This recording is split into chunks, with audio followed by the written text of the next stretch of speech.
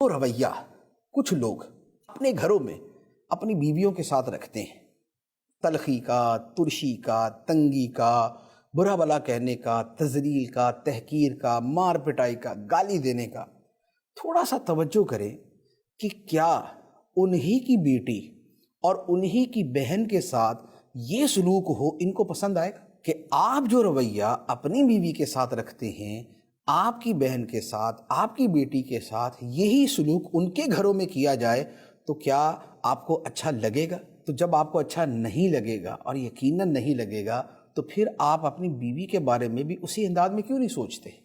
نبی پاک صلی اللہ تعالیٰ علیہ وسلم نے فرمایا، تم میں کوئی شخص مومن نہیں ہو سکتا جب تک اپنے بھائی کے لیے وہی پسند نہ کرے جو اپنے لیے پسند کرتے ہیں، جو اپنے لیے پسند کرتا ہے۔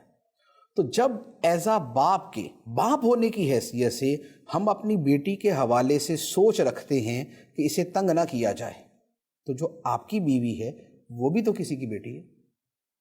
جب بھائی ہونے کی حیثیت سے آپ یہ چاہتے ہیں کہ آپ کی بہن کو اس کا شوہر تنگ نہ کرے، تو جو آپ کی بیوی ہے وہ بھی تو کسی کی بہن ہے۔ تو آپ جو اپنے لیے پسند کرتے ہیں وہی دوسروں کے لیے کیوں نہیں پسند کرتے؟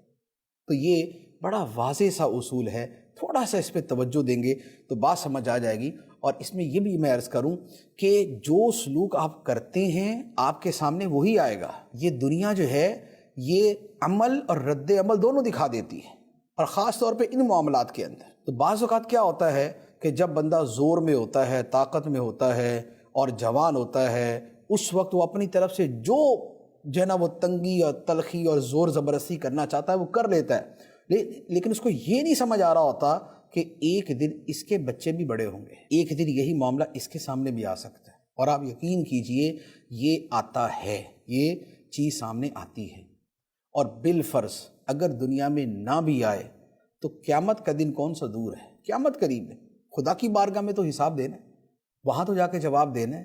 تو لہٰذا ان چیزوں کو برائے مہربانی ان کو ٹھیک کریں۔